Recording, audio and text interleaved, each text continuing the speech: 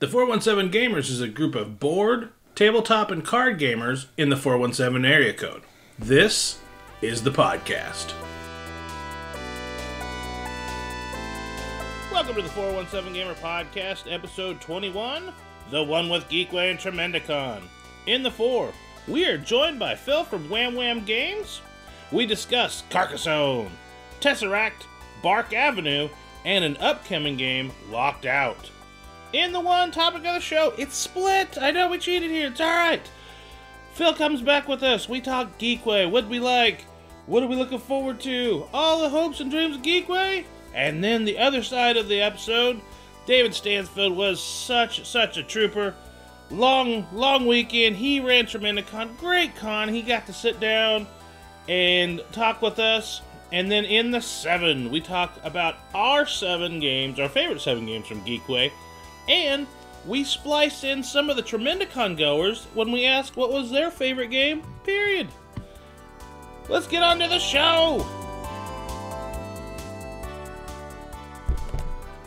Welcome to the 417 Gamer Podcast. My name's Rick. And I'm Andrea. And we're joined by a friend. Hi, I'm Phil Wamser from WamWam Games. Nice to meet you, Phil. Yeah. We are recording live at Tremendicon 2024.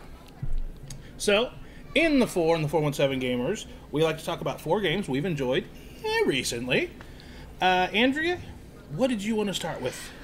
Well, at Geekway, we went to the they have a small it's like a flea market, trade market on Sunday, the swap meet, and we picked up a very old copy of Carcassone. And we were specifically there looking for an old copy of Carcassone because we are getting married in November, and instead of having people sign a guest book, we're going to lay out Carcassone tiles. And people sign their name on the card. Yeah, Oh, that's and then awesome. we're going to assemble them in a map and put them on the wall.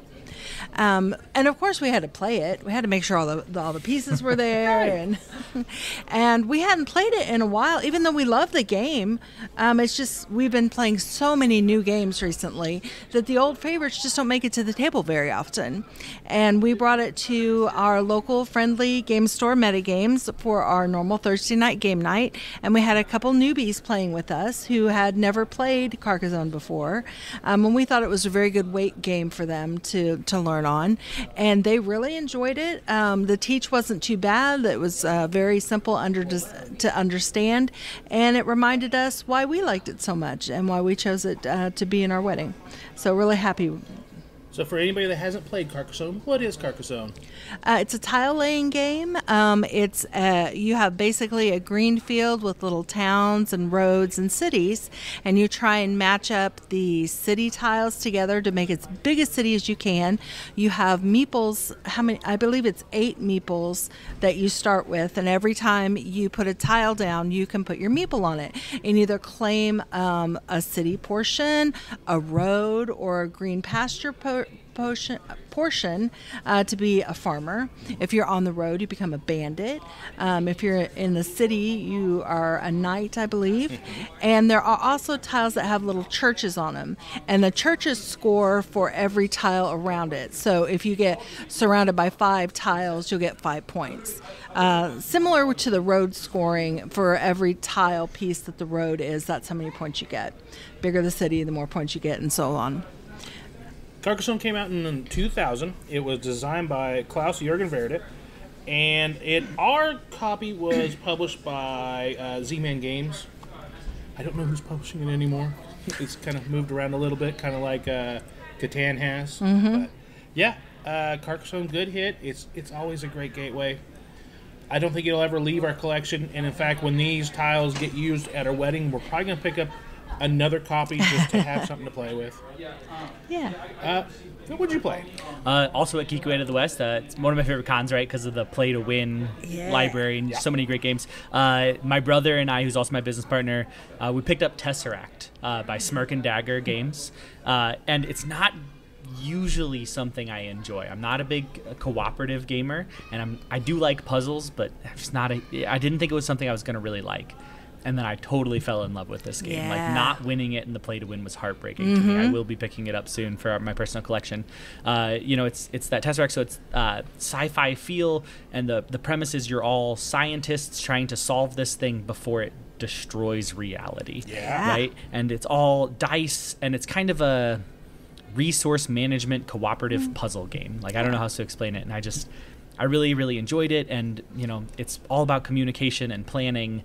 And that isn't usually my style, but it just flowed so well. Yeah. And on top of that, I know you also mentioned, because you guys took a look at it, it's just beautiful. Oh, the table presence is amazing on that. The different colored dice and the way the cube interacts together. And just the different scientists. I thought it was really well put together. Smirk and Dagger always makes great games, right? Like Boop and Boop and all the variations on that. We're looking forward to the Christmas edition. Yeah, Boop of the Halls. Yeah. I'm pretty excited for that coming out in August as well. Good friends with some of the guys over at Smirk and Dagger, and so it's really cool to play their games. And yeah, just really enjoyed that setup. I'm going to talk about Bark Avenue. Bark Avenue is a game that's going to be in our play and win for Moon City Con. And one of our organizers and founders, Catherine, she kickstarted the game, and she has her dog in there. So that's awesome. If you see Frankie pop up in your game of Bark Avenue, that is a dog out of our family. Yeah. Her family specifically, but... So Bark Avenue is a 2023 release designed by Mackenzie Junk and Jonathan Junk. I'm probably butchering the names, I apologize. But you roll a die to start, and that kind of tells you if your dog did business, that's number 1 or number 2, or if your dog chased a bird or a squirrel, depending on if you're in the park or in the city. Okay, yeah. And then you pick up dogs to take them on walks, and you drop them off once they're done. You have a little tracker it's a round disc that on one side is a paw print because it's walking, and then when it's satisfied, you flip it over and it's ready to go home. Every dog tells you how many rounds it needs to be walked until it's ready to go. It's like a little wiener dog, he might only need 3 rounds, but a big like Great Dane might need all 5. So to start off, you only have 2 slots of dogs that you can walk at a time. Eventually, you might be able to unlock a 3rd slot. It's fun. It's a cool little puzzle. As you're going, you need to walk the dogs. For extra points, you can go take a picture with them, and then take them to do the tasks they like to do. That could be playing fetch, it could be getting a treat, it could be going to the dog wash or something like that. And then you drop them back off for points. I thought it was super cute. We laughed through the whole thing. We did. And Dog Park, or Dog Walker. It was either Dog Park or Dog Walker. The art is fantastic. The gameplay kind of was reminiscent of... the game where you're going through Tokyo. Like as a monster? King of Tokyo? No, it's that Ratchet game where you can only go so far, but you can't go back. Oh, yeah. Well, like Parks as well. Yeah. It's like Parks as well. But we left that game going, it's so much like other stuff we already had. Yeah. Bark Avenue is not. No. It's grid movement, and you could probably really, really just scan the collection and find something that has something with it, but the art is cute. It's different game mechanics, and it was, even at playing the full complement of players, I was paying attention to other people's turns and giggling and seeing what their dogs were doing, especially if somebody rolled the bird and it's got a little arrow carrot, and if that's how your die lands, that's your very first movement. Your dog has to go that way. Your dog takes off that way. It's jerk deletion. You have to go down that block. Yeah. It was a really cute little mechanic, and it was fun to play. And every card in there is a real dog and a real dog's name of people that submitted and kickstarted. That's amazing. I love when people work that sort of thing into their Kickstarters of getting their community involved in the game that they're going to then get to own. It was fantastic. And take home. Yeah. And that is published by Dice Games. That's Bark Avenue. Yeah. And you had one more game you wanted to talk about. Actually, I had a great opportunity to playtest a game that's coming out by another St. Louis designer. Bearded Board Games is the studio. They've got a game coming to Kickstarter soon called Locked Out. Okay. The premise is it's 3 to 6 players, and the premise is you are one of a team of thieves who have stolen a spacecraft, but the central computer realizes something happened and they lock you out of the ship. And so you're going through the sections that you have access to get the resources to unlock and work your way into the supercomputer. but there's also loot spread out throughout the thing. And so your points, it's semi-cooperative in that you all have to work together to get to the computer and unlock it. But at the end of the game, it's the loot that you stole and didn't tell your friends that you took. This is your score. And so you're stealing from each other, but you're also trying to kind of work together. And it's just, it was really fun in that you simultaneously had to trust each other and wouldn't trust anyone. Right. And you'd ask someone, what'd you get? And, they'd be like, oh, yeah, no, I didn't get the key that we need. Or I got the key, don't worry about it. When really they're sitting there on a bunch of loot. And it's just super, super fun. And actually, Bearded Board Games, like I said, they're bringing this to Kickstarter. They're one of those people who, on their Kickstarters, they give people a chance to get into their game. Their first game is called Fences, and all the characters are people who backed the Kickstarter. Oh, that's great. And I love that. I don't know if they're going to be able to swing that with Locked Out, but just, I'm not a big space. I already mentioned this, right? I didn't like sci-fi normally games like with Tessaract. Yeah. But this space, it's almost, you almost forget you're playing in space because it's just, it's that head-to-head, but also semi-cooperative. It was really fun in that I could still screw over the people I was playing with. I could still sneakily take the lead. Yeah.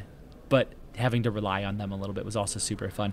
And it's just kind of a goofy, it's not a lightweight game, but it's a fun to mess with your friends in that situation. So Locked Out, like I said, it was really, really fun. I don't know when it's launching on Kickstarter. I think sometime this summer. Sorry, Adam, if you're listening to this. I don't remember your Kickstarter dates. But I definitely recommend people check that one out. And I think it's going to be a big hit on We'll put it on our well. list.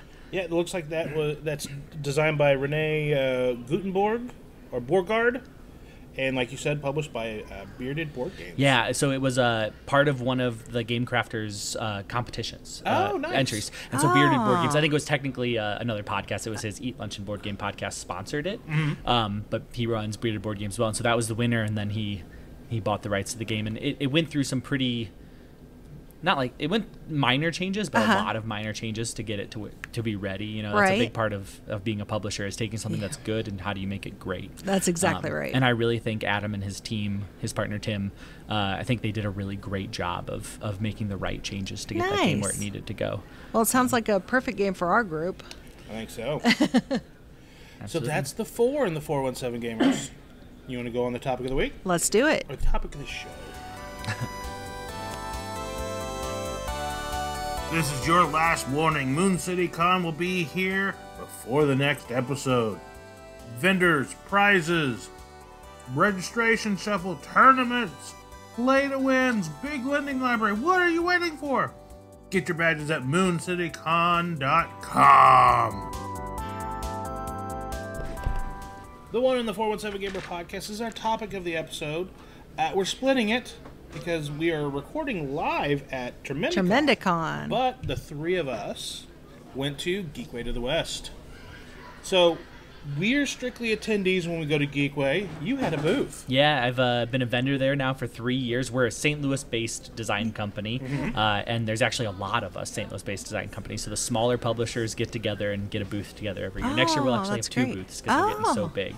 But we're also surrounded by other St. Louis natives, right? Like Jamie from Stonemaier Games is originally a St. Louis native. Yeah. Greater Than Games, which has Sentinels of the Multiverse, they're St. Louis-based.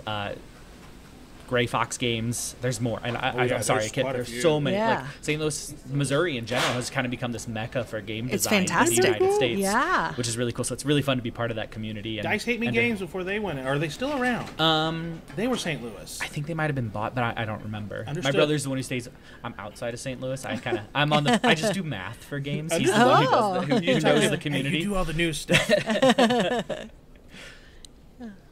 But Geekway to the West is one of our favorite conventions. It is ran very, very well. They have so many different events to do. The play-to-win section is a huge highlight for them. Oh, yeah. They have a nice lending library. Signage. Signage is one thing at a lot of conventions, and it's something our little convention, Moon City Con, we strive to do better each year. But trying to find where things are, especially in a big convention center, can be a pain. And I think their signage and their staff is friendly. Oh, yeah. Yeah. And they're people who genuinely love board games. They're not just like, oh, my cousin made me come do this kind of thing. They're all there, and they want to see what you're playing, and they want to see what you're carrying. Yeah. Making our cousins and loved ones do things. Eventually, our game group's grown quite large, and we're getting more and more people that, hey, if you need help, and I'm really bad about asking for help. But we have so many people, hey, I'd be more than welcome to help you. I'm like, I don't want to trouble you, and then you get in the middle of it, I should have taken that help. But no, Geekway does a fantastic job. It's 4 days in St. Louis, usually around May. It's actually in St. Charles, the St. Charles Convention Center. It's just a great facility. It is. It is, yeah, and it's we're kind of at capacity for that facility, so I don't know how many more years we can use that, whether that kind of keep growing. But on Saturday, we had trouble finding a chair. Yeah. And I've been going to Geekway for at least 7, maybe 8 years. I remember when it was at the Westport. Yeah. And when the first one I went to, they still had space to grow in that. And like 1 year later, they were at capacity. They were looking at another place. And it was, did they go to St. Charles or did they go downtown? And it was a toss-up, and they picked, and I think they picked right for the time being. Yeah, I think so, and hopefully we can sustain that, because, downtown St. Louis parking becomes that issue of where, what are you going to do? But even this year, a friend of mine lives in the neighborhood behind the St. Charles Convention Center. He said there were people parking in front of his house. And he's not like that first street. He's like a couple blocks back. Wow. And so we're definitely overflowing that location, which is just great for these small amazing. That's a cool problem to have for a convention. I want that problem. Now we're a small little convention. We're still growing, but Geekway we make a point to make sure to attend that. We still need to hit a couple of the big ones. We've not been to a Gen Con yet, but we are more. Our collection is a lot of games, but we're more about playing the games. The new shiny, when it hits our friendly local game store, if it's that shiny, we want to get it, but.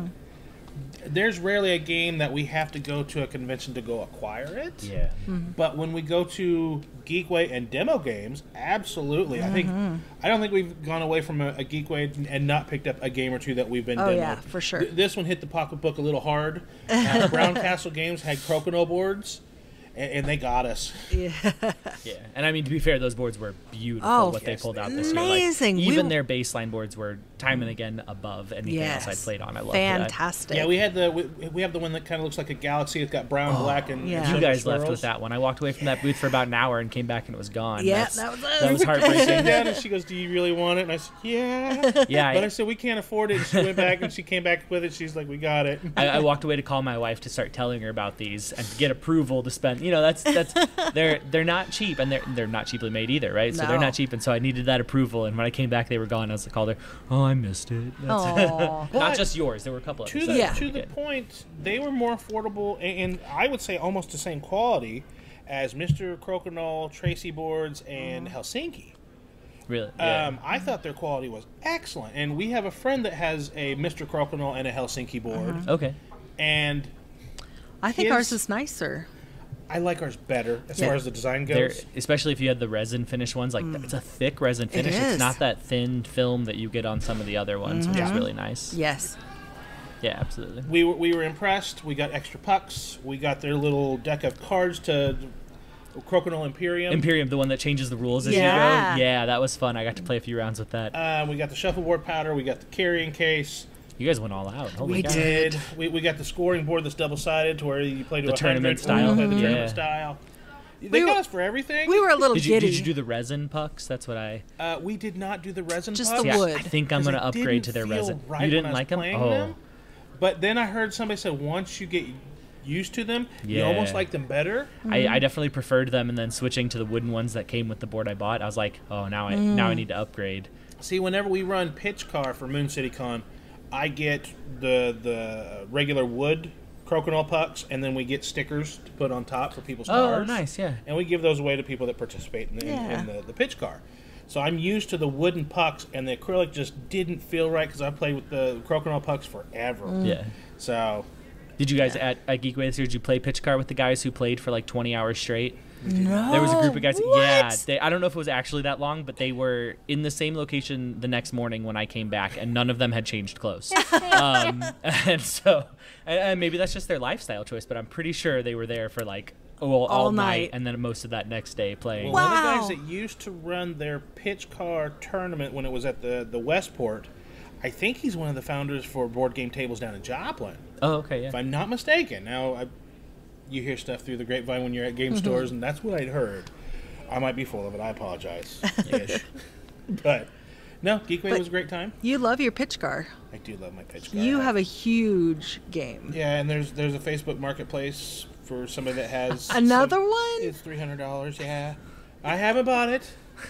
He's got the base. He's got the first expansion, 2 of the second expansion, the 3rd, the 5th, and the 6th. He does not have the 4th, which is ramps. Yeah, but if you run it for your con, then that's a tax write-off, right? There you go. I hope no one from the IRS is listening to this conversation. We're getting married in November and dropping $300 on something that I already have quite a few pieces of. It hurts, and I need to not do it. That's a fair point.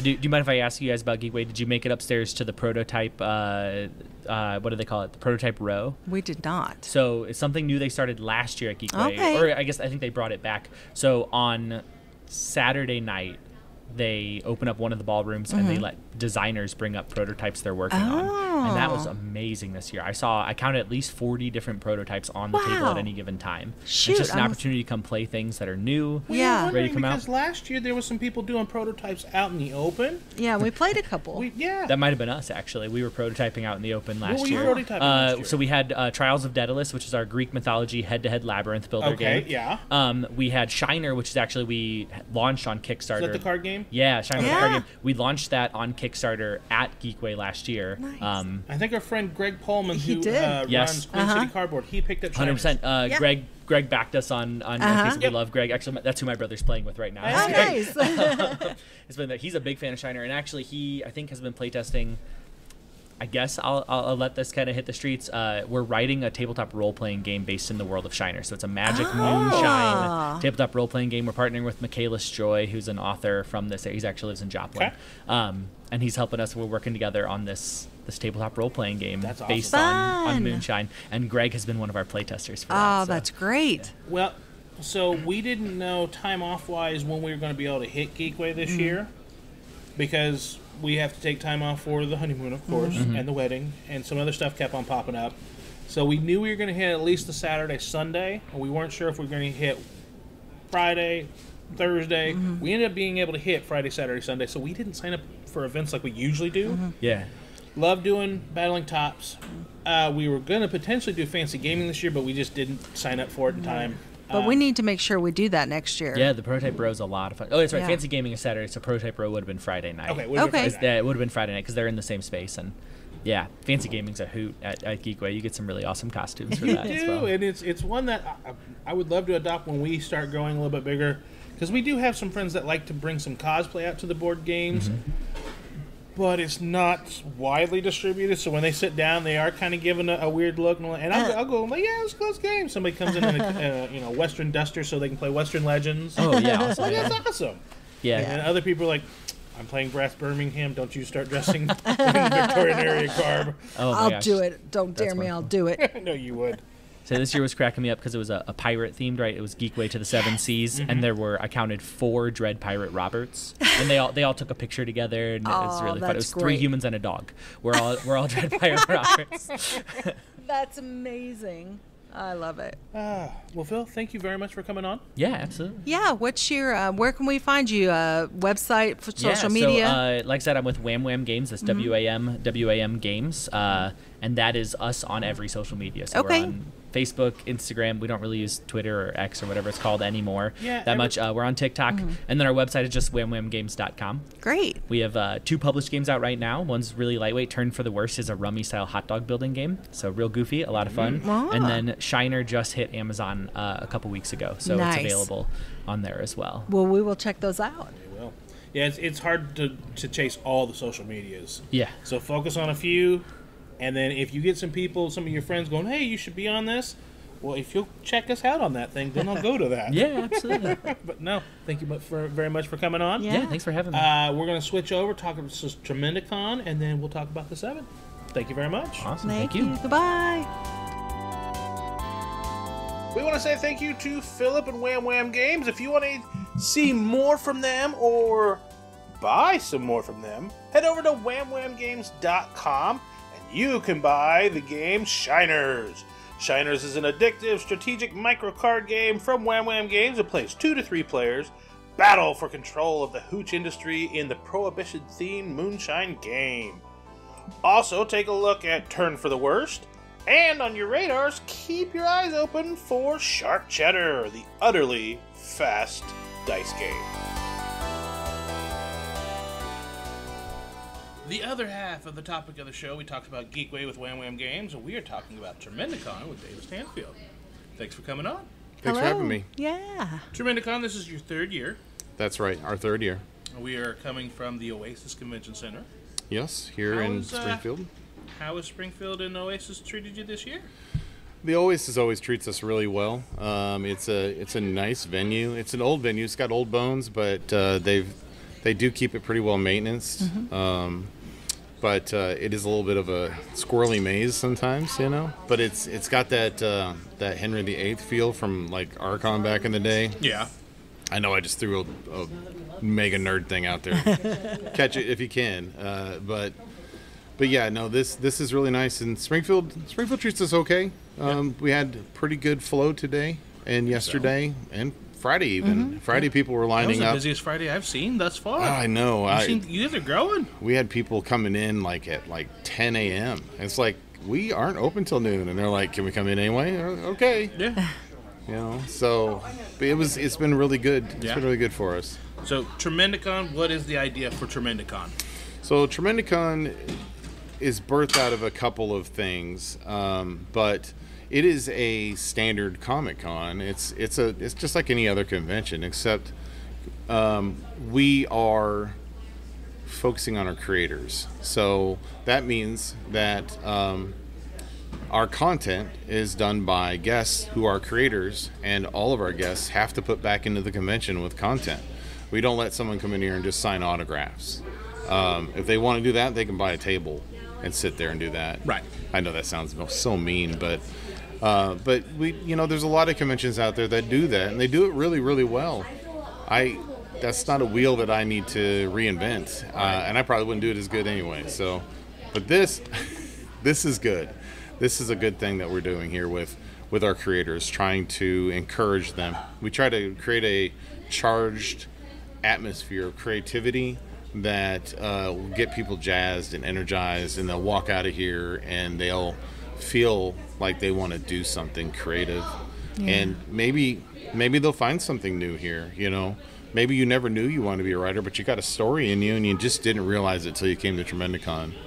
What were a couple of your favorite panels or creator items that came this year? So that's a hard question because I don't get to do much except work. Behind the scenes. But so one thing that I really did like was we bolstered the gaming room, because we have just a regular gaming room, but we were able to bolster it and get a lot of the local game stores involved. They came out, they ran games. That was a favorite thing for me, because it got the community. The gamers are a backbone, and they're part of our track, because we are a tracked event. So we have a game design track, and we had some people in there. I guess I should say, of the game room, my favorite thing is the fact that we had someone actually bring in a game that they made and demoed it. And that's gold to me. Yeah. So that was good. I've heard actually a lot of good things about a lot of the other panels. We had workshops where you could just build stuff all weekend long. We were across from a table where kids were painting rocks. There was some really talented kids. Yes. Well, that's our kids track. Our kids track is... I've had people ask me, especially during our first year, building up to that, should I bring my kids? And I'm like, yeah, you absolutely should bring your kids, because we have a kids track. The kids track weaves through all the other tracks so that they get the best, best bang for your buck, because they are getting exposed to all those creative energies from all of our different tracks, from game design, making, multimedia, writing, artists, all of it, comic books. It's all there for them, and that's what we want. We want them to pick that up, because I don't know that kids are exposed to real creative outlets anymore. Not as like they used to be. Right. So, if everything's we can conformed do that, and seems sanitized almost to a point. Yeah, exactly. And the table that you're talking about, that's our kids station. That's not even a track thing. We just set that out. Yeah. That's so that kids can come up and they can play with stuff. They can do some art, be creative. We had slap bands that were white and they were blank, and we had crayons so you could actually decorate them how you wanted them. Right. Just a simple thing. but I don't think there were any left. No. So, those kind of things. I think those were gone midway Saturday. Yeah. I wouldn't doubt it. But we did a lot of things for kids, and that is because they're a target for us. We want them to be. We want them to be included, and that's a lot of what Tremendicon's about. Is we're very inclusive in what we're doing. Mm-hmm. I mean, if you're coming to just get celebrities to sign autographs, okay, I'm probably going to disappoint you, but that's because we're not focusing on it, Right. But if you want to come in and play BattleTech with the guy who made it, well, we can arrange that. Yeah. And we did for a lot of people. Last year we had Shane Hensley from Pinnacle Entertainment, the guy who created Deadlands role-playing game, and many other things. And it was amazing. Yeah, absolutely. So that's the kind of stuff that we... And you guys seek out the creators to bring their passion. Yes. And infuse their passion with yours for Tremendicon. Yes, exactly. Yeah. And it's been working. I hear success stories all year long, and that keeps me going. Yeah, absolutely. Yeah, we absolutely know the frustrations of running conventions. Oh, I know you do. You have highs and lows, and Yes. it's a tough. It's so much thankless things that you have to do throughout the year just to get there. Yes. And A lot then of work. every convention has its follies. You just don't know what and where they're going to be. Oh, yeah, they're always changing on you. Yeah. Yeah. Because last year you have the one and you bolster so you don't have that one again, and then something else hits the very next year. You're like, oh. Yeah, people who don't run cons, they don't understand. they know. It's a funny business. And it's tricky too. And it's always changing. You have to always be able to flex and pivot. And I think that Tremendicon stays pretty flexible with that kind of stuff, so that we can maintain and improve. And that's improving is difficult. It is. Right. Now, you're talking about how you were similar to other Comic-Cons. Your vendor area, I noticed that you had so many unique items, like things you cannot order on Amazon or find at Walmart, nerd-centric stuff, the comic books. They're all original stuff in there, not stuff you could get at a comic book store. And the author's there to sign it. I got a couple prints, and the author and the artist signed them. It was really cool. Yeah, so and that just kind of happens organically, believe it or not. Stacking your vendors room is difficult. And I'll tell you, a lot of vendors waited kind of last minute to get in there. The vendors room is a whole formula. Oh yeah. That's more complicated than Facebook's algorithm. Let me tell you. Thank you, guys. Thank you. But the vendors room, we put most of our guests in there so that they're able to make sales and all that. But we strive for variety in there, and I think that the word of mouth is doing that for us. It's telling people that we have a good community, we have a good vendor crowd, and we treat our vendors really good. Yeah. For instance, we feed them on Saturday at noon. We give them lunch. Nice. Why do we do that? Why? Because they don't want to leave their table and lose sales. Yeah. If there's 3 of them there, then that works. But if there's just one, no, that's really hard. Yeah. Saturday, they're going to have to just wait and eat. And maybe they can't even find food. If they're in a hotel somewhere, then maybe there might not be food or not good food. And we try to bring them lunch. That's awesome. So what was one of your favorite new things you brought this year? And then maybe something that dropped off that you were sad to see go? Yeah. Sad to see go. The movie room. Yeah.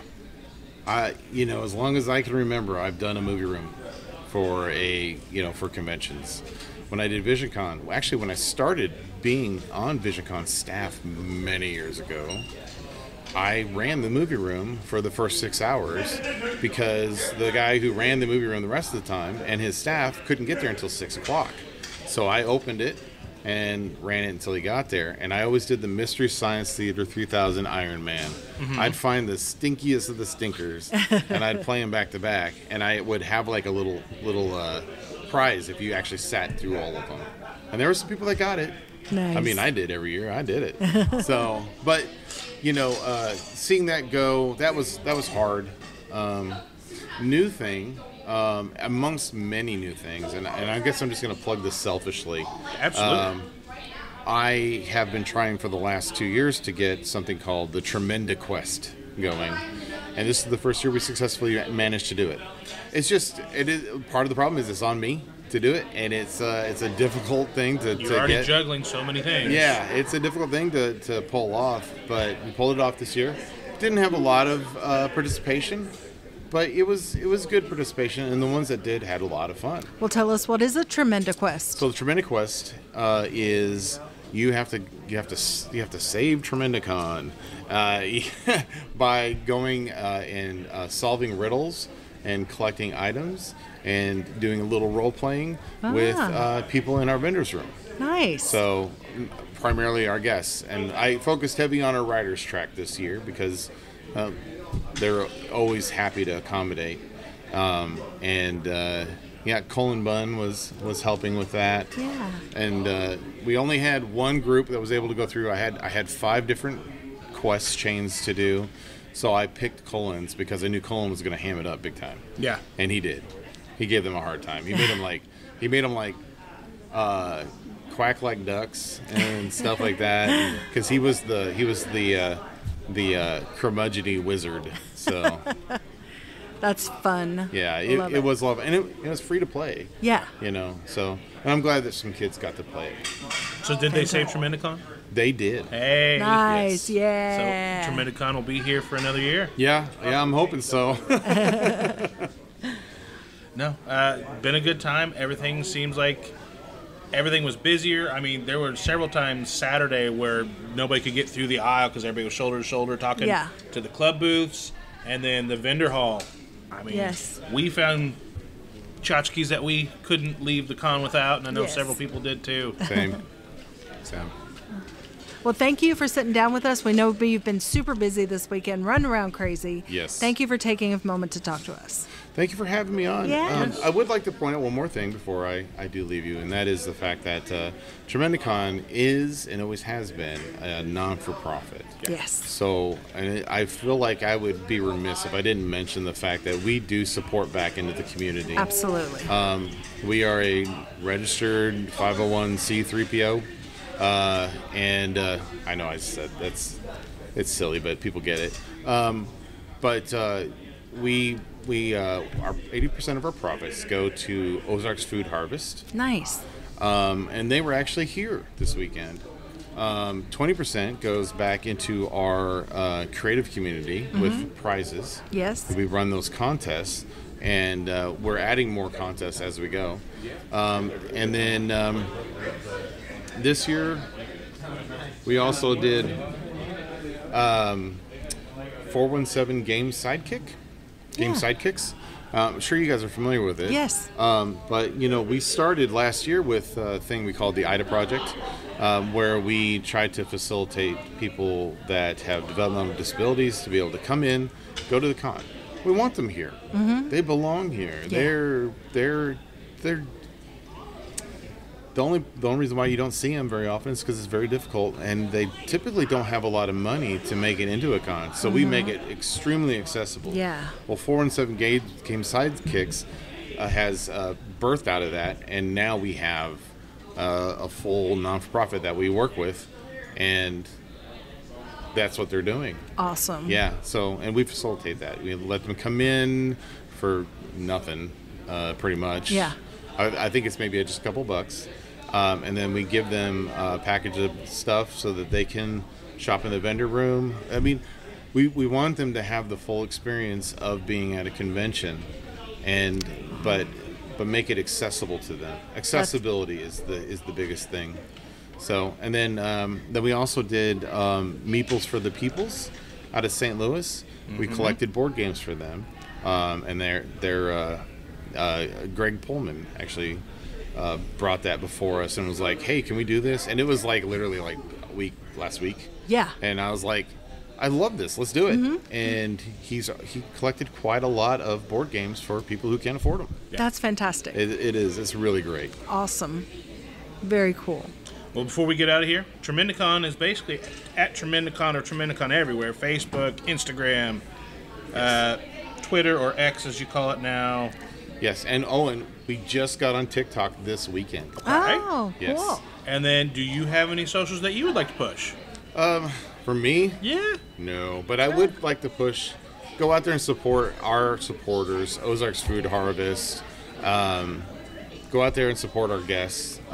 Go out there and support the Gilloys. They've been so good to us.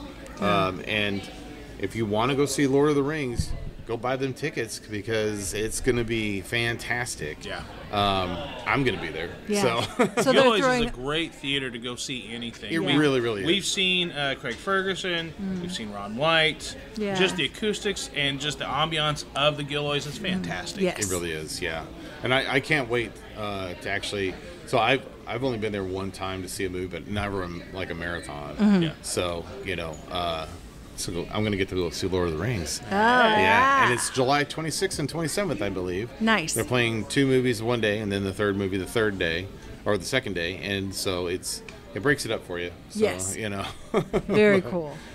All right. Love it. David, thanks for coming on. Yes, Thank thank you. you. Andrea, I think we do a 7 after this. Let's do it. All right, let's do the 7. We want to say thank you to David for coming on, and thank you for Tremendicon for putting on such a great show. But just because Tremendicon is over by the time you're listening to this, that doesn't mean you shouldn't go over to Tremendicon.com and check out all their great pictures, head over to their guests, their sponsors, and the wonderful charity Ozark Food Harvest. If you have any other questions, head over to Tremendicon.com for some more details from them.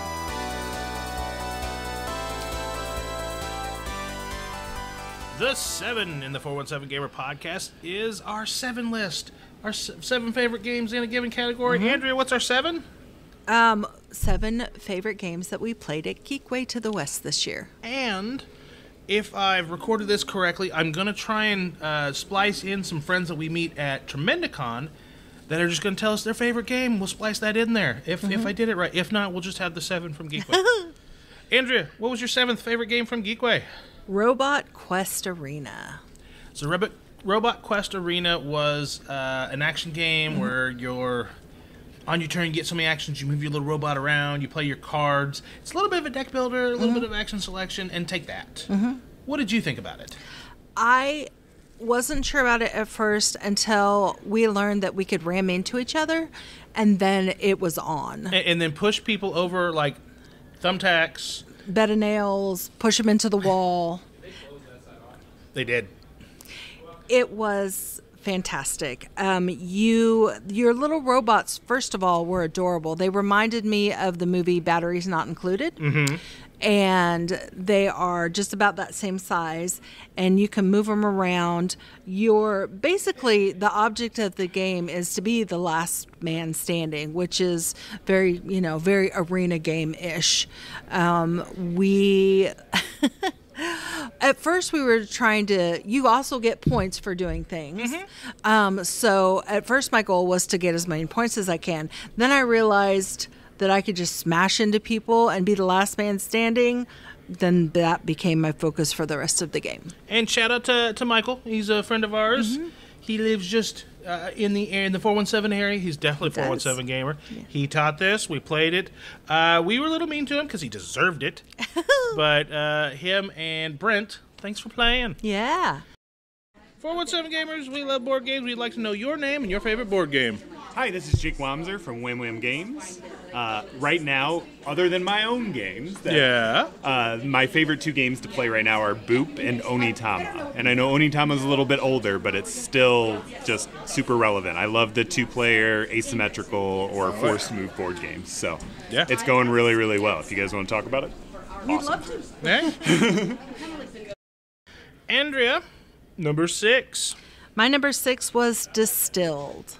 Now, Distilled was a game that we had already acquired for ourselves before we went to Geekway, but several of our friends that we played with up there had never played it before. Yeah. So we had the opportunity to teach them in return how to play Distilled. It is a alcohol making game, but not in real life, of course. What? But it would be a good drinking game. What would you call it? Card management? Yeah, it's a card management, and it's a hand builder-ish, but there's also a push your luck mechanism. We actually reviewed this. I can find that here in a second. So you are collecting ingredients to put into your bat, and you mix them together, aka shuffle your cards. And then as you process the alcohol, they skim the top and bottom, so you discard the top card and the bottom card. So you're not exactly sure what you're going to get depending on how many cards you had put in there.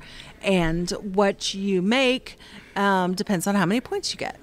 This was published by 417Gamers, designed by Dave Beck, and we reviewed this back on episode 18, expansion content. So if you'd like to hear more and hear what our actual grade was, go back to that episode. Absolutely. I'm Dave Stansfield, and one of my favorite board games is also the one I get so mad at, and that is Eldritch Horror. You know what I'm talking about. Mm-hmm. The game that no matter how hard you do, sometimes you just pull a card and that's what you're stuck with. This game, man. Those dice, they're cursed. They're worse than the Small World dice. The die of blanks, they're worse than that. Yeah, they might as well all be blanks for the way I roll. Andrea, you're number 5. Fire in the Hole. Yeah, Fire in the Hole was cute. It was so cute. So being in the 417 area, of course, we've been to Silver Dollar City. And if you've been to Silver Dollar City, I hope you've ridden Fire in the Hole, the roller coaster. So the name, of course, caught my eye before I even knew what the game was about. It is a it's a family-friendly game. You have this very nice pirate ship with little cannon holes, and then you have little fuzzy cannons that you shoot at the ship, and the goal is to try and so it's a dexterity game. The goal is to try and get your cannonballs in a connect 4 fashion where you have 4 cannonballs of your color connected, and they don't have to be in a straight line. It can be a crooked line, but they do have to be orthogonal, no no diagonals. But the twist to the game is you have cards, and you draw a card and you play a card, and what the card says is how you throw your cannonball. You might have to throw it with your eyes closed. You might have to throw it with a pirate patch on. You might have to throw it with your opposite dominant hand of what you normally use. So we ended up with some pretty bad shots at times. I'm not going to lie. But it was a good time. It was fun. And this was out in their demo area. And thanks for whoever demoed that at Geekway. You did a great job at wrangling us because our shots were going quite astray at times. They were. That is designed by David McGrahan and Julian Miller, published by McMiller Games. Okay. My name's Amy Kern. Stanfield. And my favorite board game, probably the last one I can remember playing was, besides the ones that Dave makes, of course, the Back to the Future game. Have you guys played that? I have not. That's by Prospero Hall. Is that pretty good? Yeah. Okay. I thought it was. But I like the movies, and I've watched them a million times, so it's kind of, Sure. you know. Absolutely. Thank you very much. Thank Well, you. thank you for asking. Your number 4? Wild Tiled West.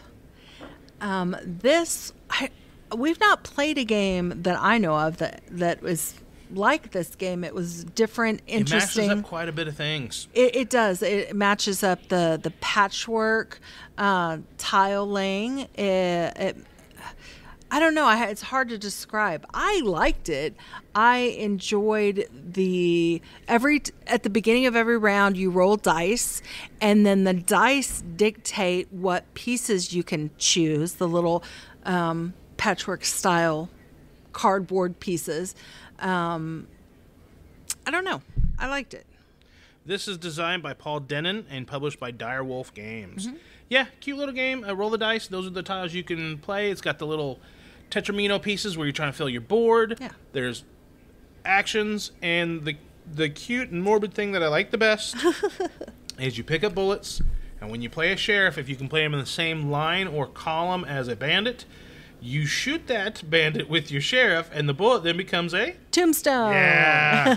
I think I like that a little too much. Oh. But I thought it was great. Well, 417Gamers, we love board games, and we'd like to know what your name is and what's your favorite board game. My name is Devlin, and I enjoy Quacks and Quedlinburg. That's a good one. It's a good choice. Push your luck. You're not really playing against each other. You're playing against your own dumb luck. Yes, you are. That's a perfect summary of the game. So, and it's that whole just one more mentality. Yeah. Come on, just one more. Absolutely. It's a great game. Yeah, I agree. Well, thank you very much. All right, well, thank you. Andrea, you're number 3. Fliptown. You like this more than I thought. I liked it. You didn't care for it because you felt like it fell into the roll and write category, where we have several games in that fashion already. I thought it was different enough that I enjoyed it, and it caught my attention. Yeah. It was one of the play and win games that we were able to play. We did not win it, unfortunately. I don't believe we'll be buying it because, as you said, we have so many roll and write type games. But I'm still glad we played it. If you really wanted this, then I'd pick it up. So the new twist on this, instead of rolling, you're flipping out some poker cards, and you flip out 3. One dictates where you play on your board. The other one dictates the strength of the play. And the third one, you put off to the side, and it's considered your quote-unquote poker hand. At the end of an era or a year or whatever, you've selected 5 times, and that is your poker hand. And then you've scribbled stuff in. You have wonder posters that you could gain. You're going to get sheriff stars, gold nuggets. You can rustle a cattle herd. You can rustle cattle. Cute theme. I think it's a good game, but we have so many roll and writes, and that's my fault for going down the roll and write rabbit hole so hard for like a year. But there was so much to this game. There was a lot going on. There's more to chew on than most roll and writes. Yes. This is designed by Stephen Armini and published by Right Stuff Games. I think it's the Haunted Mansion Call of the Spirits game right now. What's your favorite board game? My favorite board game?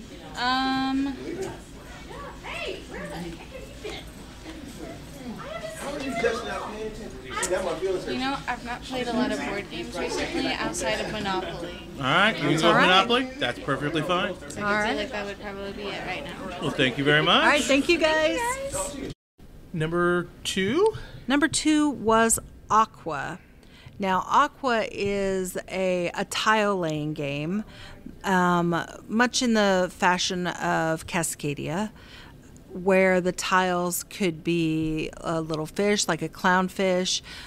They could be reef, part of a coral reef, or they can be bigger predators, like a shark or an octopus. What makes this game a little bit different from other tile laying games is not only do you go out, but you go up. So if you are able to stack first coral reef, then little fish, and then once you have an area that's big enough coverage, you can put a predator on top, like a shark, and they add points. So, like number 9, is that the game? Yes, the things need to be supported like number 9. Yes. And then the tile placement is very reminiscent of Cascadia. Yeah. So once you connect colors to form a hexagon, then you can go over and find your small life, like you said, a jellyfish, clown, fish, whatever. So as you build up, you go up the food chain. And then when you get enough small animals, you then can put a big predator. It could be like a hammerhead shark or a dolphin or whatnot, and that goes on top. Yeah. It was cute. It was fun. This is published by The Op, USA Opoly, and designed by Dan Halstad and Tristan Halstad. The full name is Aqua Biodiversity in the Oceans, and it was published this year in 2014 or 2024. Yes. 2014, what was I doing? Time warp. I know. Long day. And I probably won't edit this out. That brings us to... Sure. 417 Gamers. We love board games. We'd love to know your name and your favorite or least favorite board game. Well, my least favorite board game would have to be Monopoly. All right. It brings out the worst in people. Does. Or the best.